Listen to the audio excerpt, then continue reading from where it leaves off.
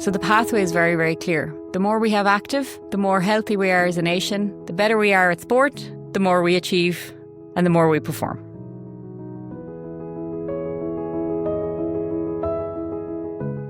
Hello and welcome to another episode of the HSE Talking Health and Wellbeing podcast. My name is Eamon Keogh, and on this episode we are talking about keeping active and physical activity. Last year saw a renewed focus on physical activity with the launch of Every Move Counts, the new National Physical Activity Guidelines, which were designed to encourage everyone to keep moving and avoid sedentary behaviour.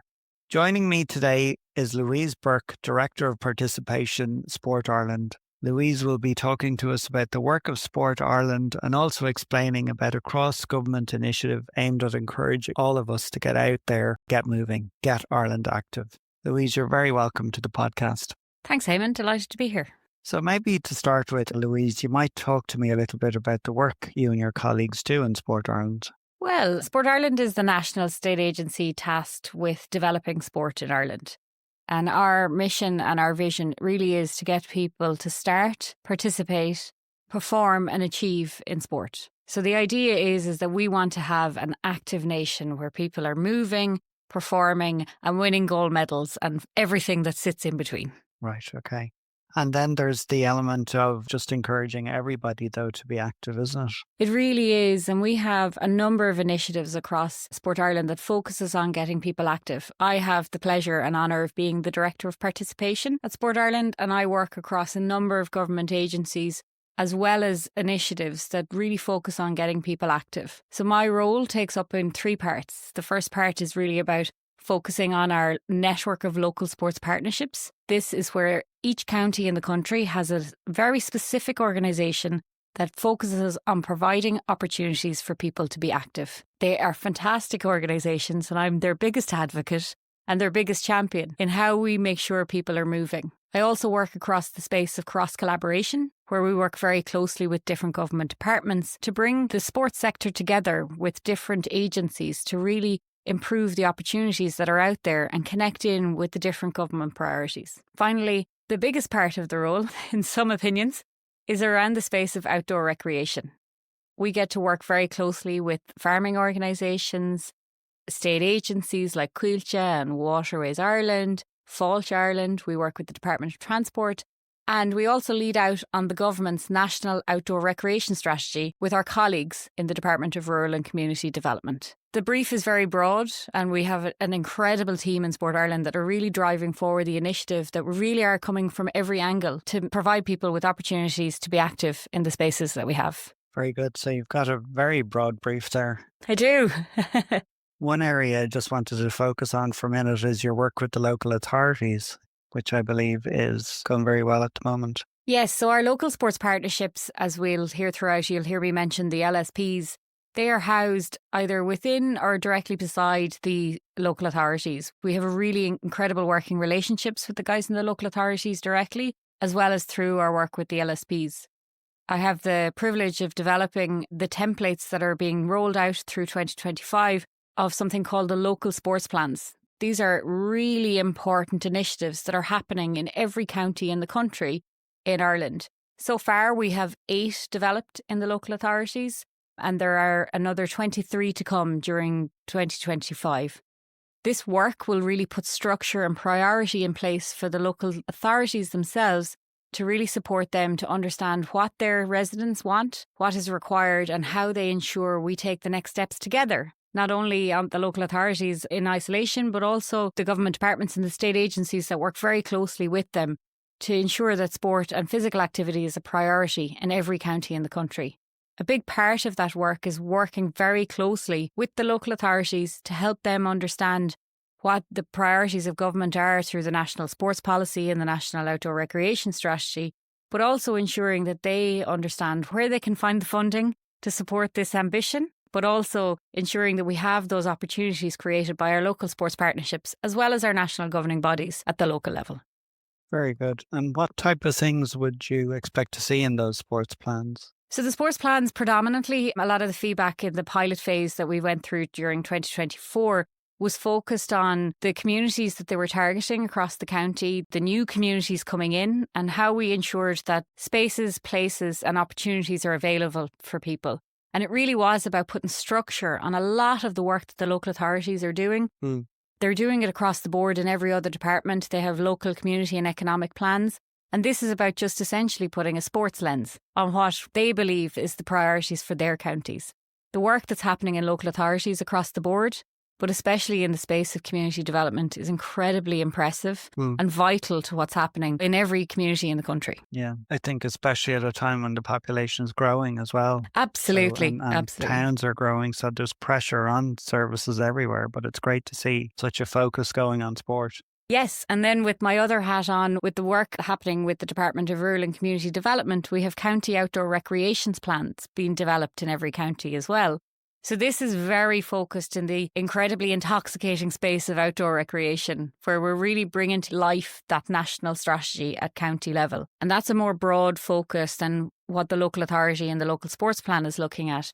It's looking at the local development company and how they play a part in the outdoor recreation space. It's looking at trail development.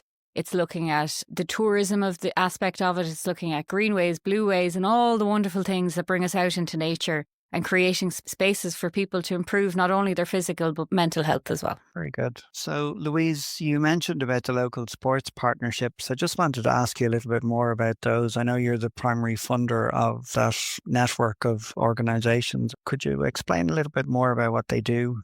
Of course. So my small but mighty team in Sport Ireland support 29 local sports partnerships across the country. There are 4 in the Dublin local authorities, 1 for each. There is 1 in Galway and 1 in Cork. They cover both city and county local authorities respectively. The local sports partnerships are essentially your sport department in every county in the country. Right. They provide opportunity for people to be active. They also coordinate stakeholders and they lead out on initiatives across a number of priority places where we ensure that people are getting opportunity, irrelevant of their background, to be active. They connect in with every community in the country. And they coordinate an awful lot of strategies and policies, not only for Sport Ireland, but for other government departments as well at local level.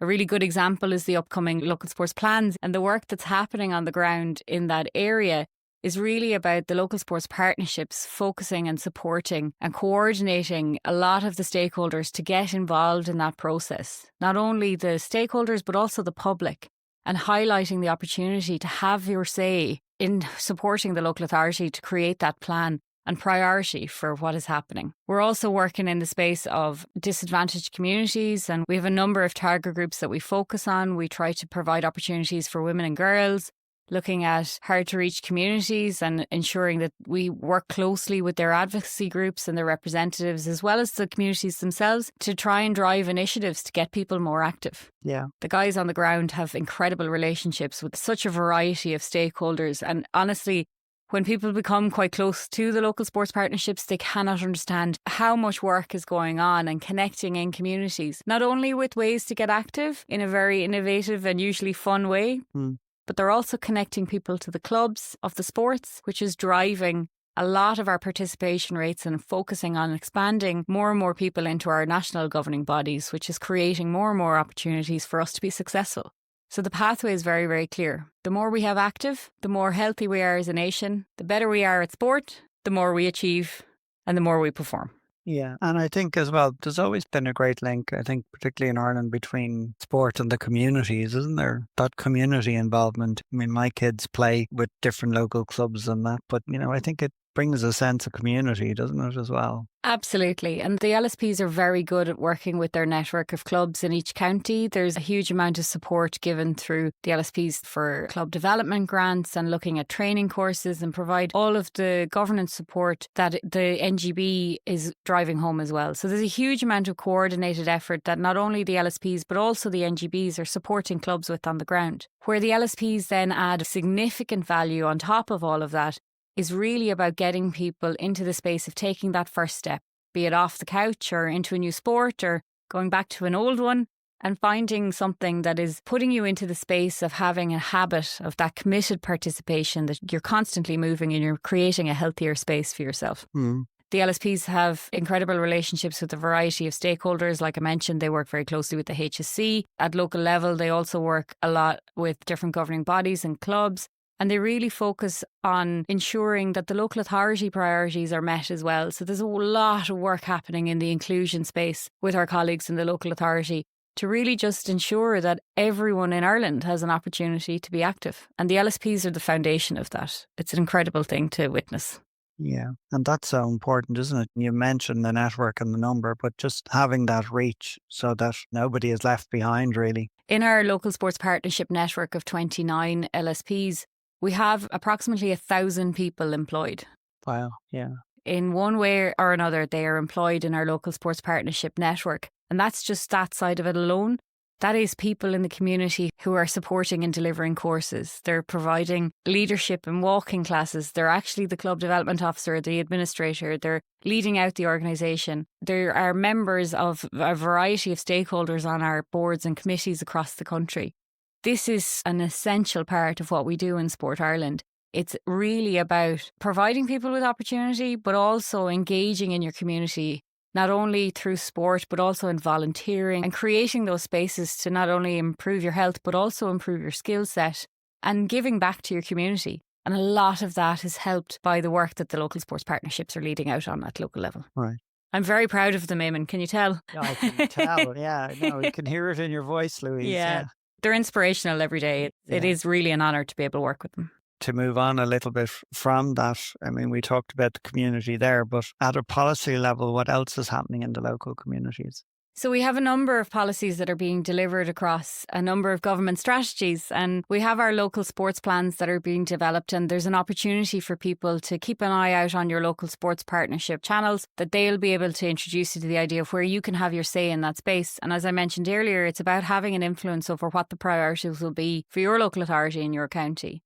We also have the county outdoor recreation plans, which I also mentioned. It's very focused on bringing together a range of stakeholders, so your outdoor activity providers who are doing phenomenal work across the country.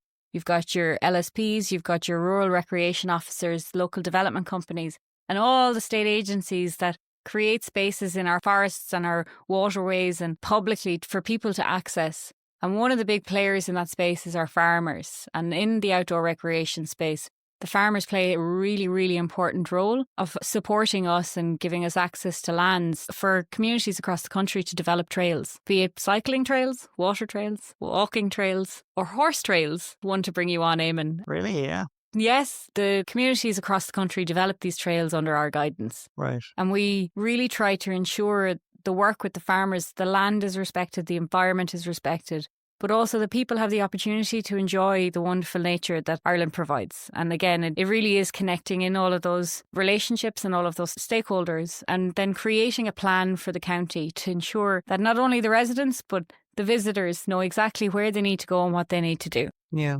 And Louise, where can people find out more information about the trails and the walks that you talked about there? Yeah, so there's a website called getirelandactive.ie. We've led out on the development of this with the HSE, the Department of Rural and Community Development through Dormant Accounts, as well as the Department of Healthy Ireland. It's been an incredibly important project for not only the public, but also for stakeholders alike. And the front end of that system allows you to find out where you can be active. There's nearly 13,000 places and ways to be active on that website. It really is about providing the public with information. And one of the biggest barriers that we have to participation is information. Yeah. And what we did was we worked with a lot of government stakeholders like the local authorities, the national governing bodies, the different departments, and we looked at the state agencies like Coillte and Waterways Ireland, and we pulled all that information together into one website. So now people can find what's near their home or where they're going visiting, and they can find ways to be active appropriate to their own level. Yeah. So if you're looking at a walk, you can decide if it's a tough one or an easy one. You can look at one that you can bring the dog on the lead, or you have to leave the dog at home. Or if you wanted to try a new sport, all the clubs across the country are on that system from every sport. And it really is providing people with as much information as we possibly can. The exciting thing about it, Eamon, it's in its infancy. Yeah. So it really is building to something really exciting as we put more and more information into it. Yeah. I think the other exciting thing is it's free.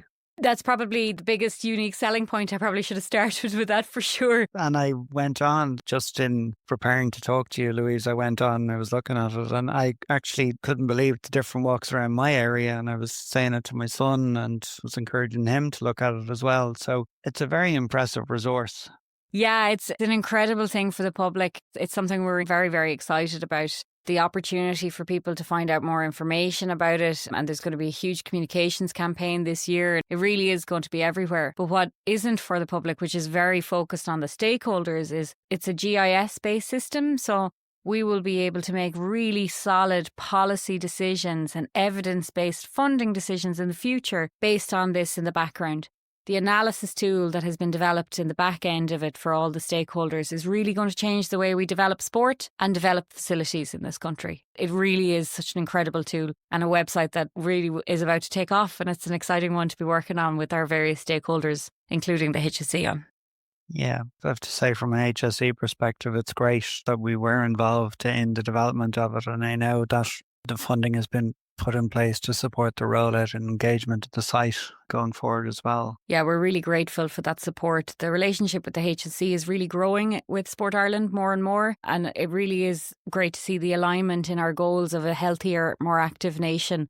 And you can really feel that coming out through the work in the healthy eating, active living department. Absolutely. It's such an important one. And we work very closely with the Department of Health as well and the HSE on a number of collaborative projects. But it's such an important aspect of what we're doing in Ireland. It's very different to what's happening across Europe. Our sporting sector, our health sector and our government departments responsible for sport and health, they're all talking to each other. We're all connecting in. And it really is going to change the way we're writing policy for the future of health and physical activity. That's very encouraging. And can I just ask a little bit more about the other initiatives that are happening with the HSE at the moment? So one of the most exciting projects I think that we're working on within the LSP space is focused on the pilot of the physical activity for health officers. This role is funded by Sláintecare through the Department of Health, and we're looking at ensuring that people with chronic conditions in communities across the country have access to opportunities to be active, meeting them at their level, growing their confidence, and ensuring that they have the same opportunities to be active as anyone else. It's a really fascinating project. We have 6 pilots. Right. I'm going to get this right, Eamon. I've got them in Longford, Limerick, Wexford, Waterford, and Mayo. And the guys across the country, we're piloting a project with these LSPs.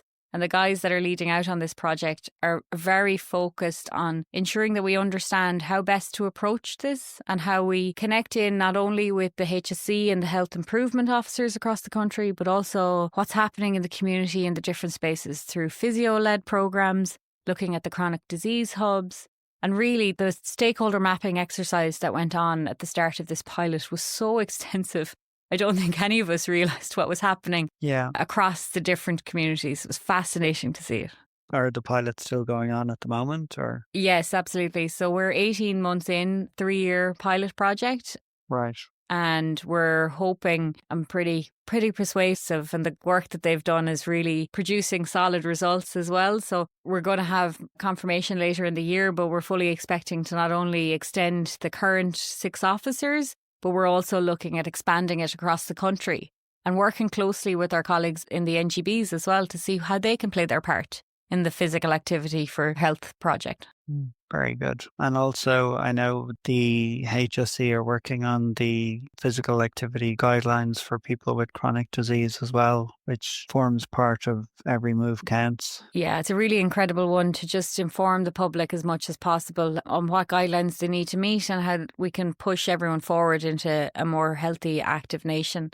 What we call the PAFOs, the physical activity for health officers, the work that's been led out by those guys on the ground, as well as the National Steering Group, which is made up of coordinators from the LSPs across the country, the managers of the LSP. They're really focused on ensuring that there's a huge connection with the local stakeholders. There's opportunities of variety. We're trying to get an understanding from the different types of chronic diseases and how we best support them. The guys are doing a huge amount of work in the space of upskilling tutors that deliver the actual sessions to people with chronic conditions, and also ensuring that we have a good understanding before we move to a national rollout of what is required to make this a huge success.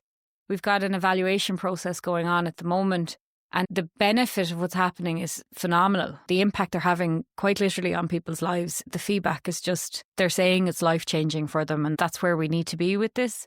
There's a huge amount of work happening in the space of upgrading and upskilling the tutors themselves that are delivering and ensuring we have appropriately skilled people that everyone can be confident in to deliver to the variety and the different types of chronic conditions out there. And the work that's happened with a specific project with the committee is called PAC. It's 3 of our local sports partnerships have led out on a piece of work with the HSE and SETU on developing a qualification that is going to be embedded within the higher education institutes across the country to ensure that as you're learning your sports exercise qualification or a variation of it, full-time or part-time, you will also have an opportunity to take up an understanding of how to work very closely with people with chronic conditions in the physical activity space. Oh, very good. And that is such an exciting turning point because we're really activating the sector and employment and everything that goes with it. Yeah. Is that qualification available at the moment? So we've just launched it very recently and there's lots of information out there. It's one of the most exciting moments I think we've had in a while.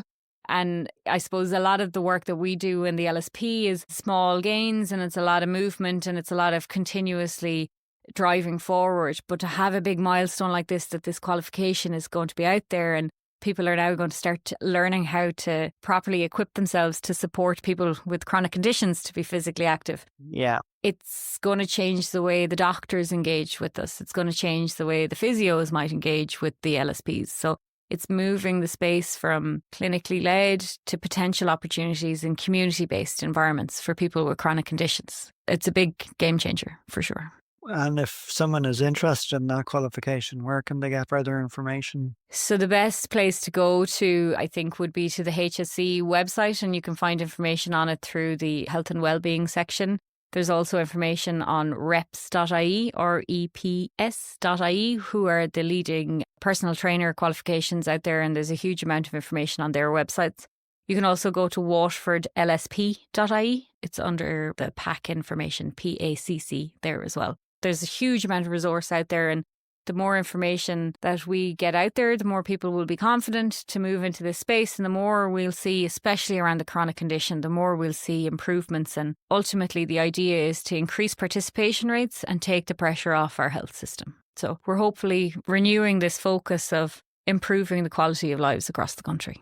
And are you linking with the chronic disease hubs? Yes, so the guys in the physical activity for health officers, they do a huge amount of work connecting in with a lot of local stakeholders, and they connect in directly with the chronic disease hubs, and they see how we best approach a variety of chronic illnesses to support people who are living with chronic conditions, long-term, short-term, and ensuring we fully understand from a community-based programming aspect how to support as much as possible. I think this is one of the most significant projects that Sport Ireland has been involved in where we're playing our part. And there are lots of other jigsaw pieces coming together in the other state agencies and other government departments. And it really is quite significant what's happening.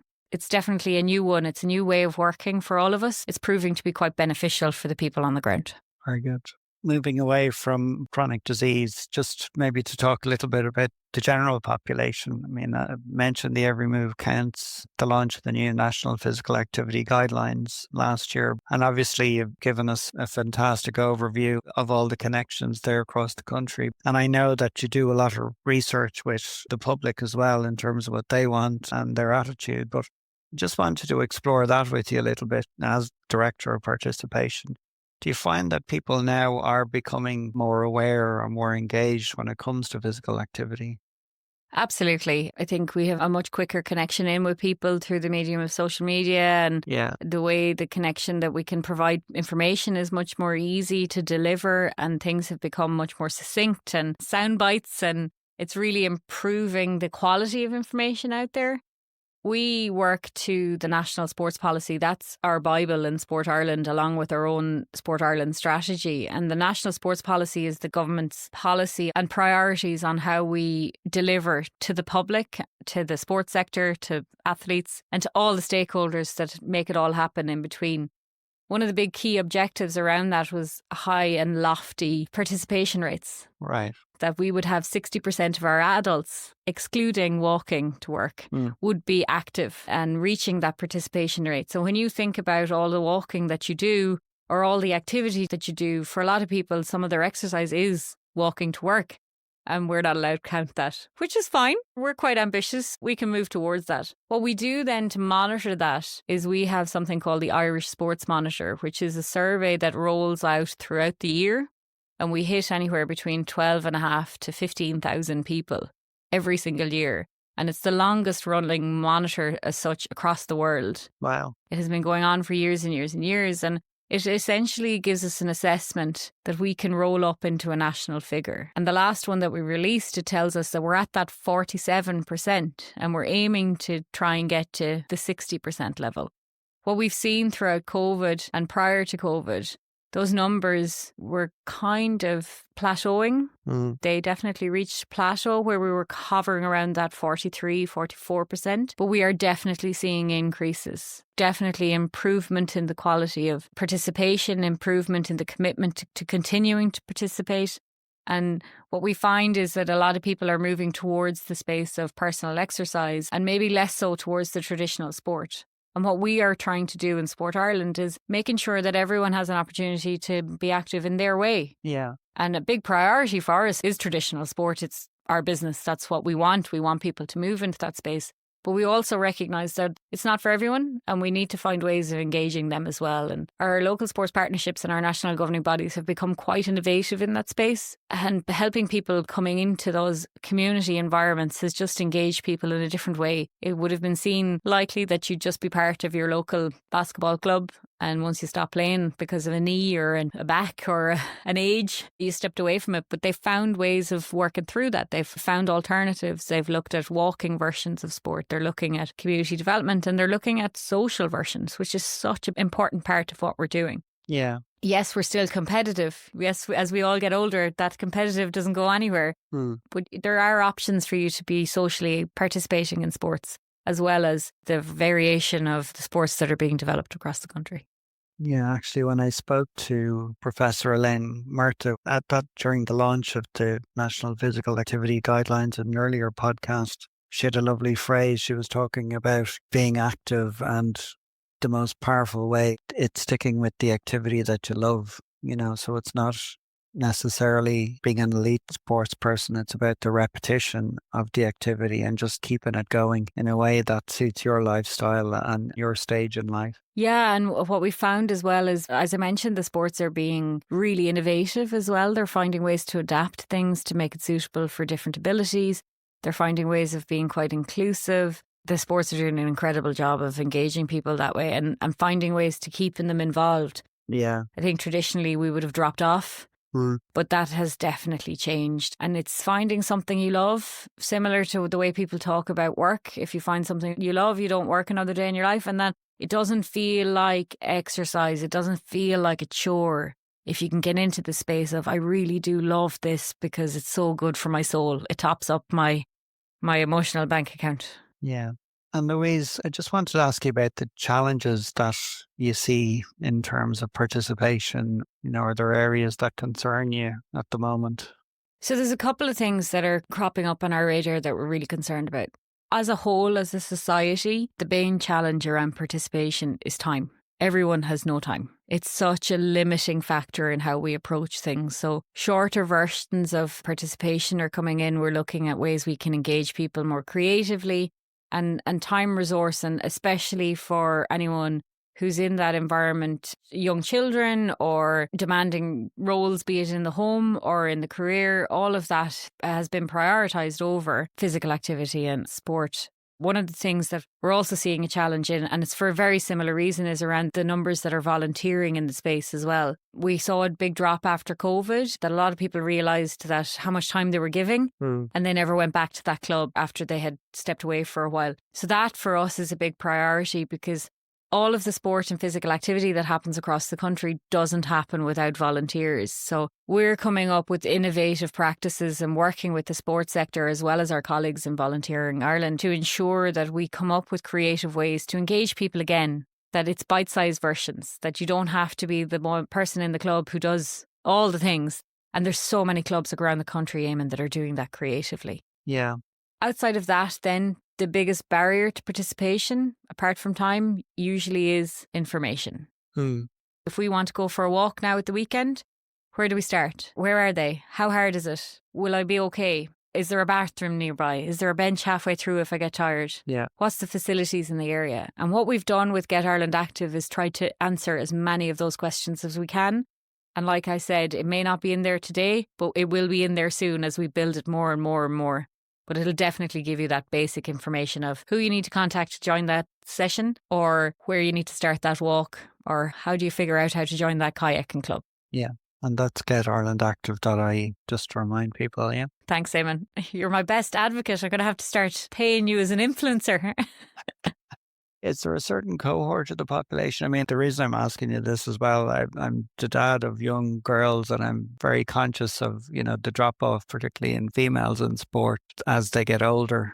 And I've no stats now to back that up. Just that's what I've heard from different coaches and that throughout the years, but, just to keep them involved. Yeah, so we've done a huge amount of work around women and girls. There's been a big push of what's happening. And traditionally what we would have seen, so if we just take, let's say, women over 30 versus men over 30, traditionally we would have seen quite a significant gap between the participation rates because of the demands at home or the primary caregiver and the usual things at that age group. And what we've seen in that now is there's much more of a balance. It's still concerning for the men now as well, because the responsibilities seems to be a little bit more balanced and a little bit more split. And there's definitely the rates of participation, although not incredibly fantastic, are definitely improving for that age group for women. And the men, we have definitely seen a slowdown and maybe even a slight decrease, which is quite an interesting dynamic that's developing. For teenage girls, it is the biggest problem area that we have, like from a sport and physical activity point of view. It's something that we have to tackle. We have a huge amount of work happening in that space around a project called Her Moves that's been led out by my colleagues in the Women in Sport department at Sport Ireland. And that really focuses on providing as much information to not only the girls themselves. So it's hermoves.ie is the name of the website. It provides information for the girls themselves in a really engaging way. It's been co-designed by teenage girls. It's for teenage girls. Very good. But it also has sections on that website that provides the influencers in the teenage girl life around how you can support the teenage girl to stay active.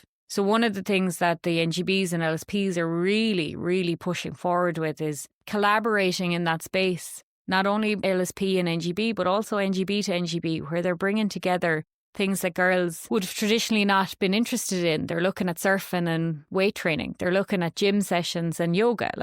They're combining aspects of physical activity that isn't necessarily the traditional sports that we would have all played in school growing up. Yeah. It's going back to what we were saying earlier. It's finding what you love and giving them that opportunity to find it earlier. And that hermoves.ie gives resources to teachers, parents, coaches, as well as the teenage girls themselves. There's a wealth of knowledge and information on that. Outside of that, then we have our target groups that we work with. We work with people that come from a background of disadvantage. A huge amount of work is happening in the integration space with all of the new populations moving into the country.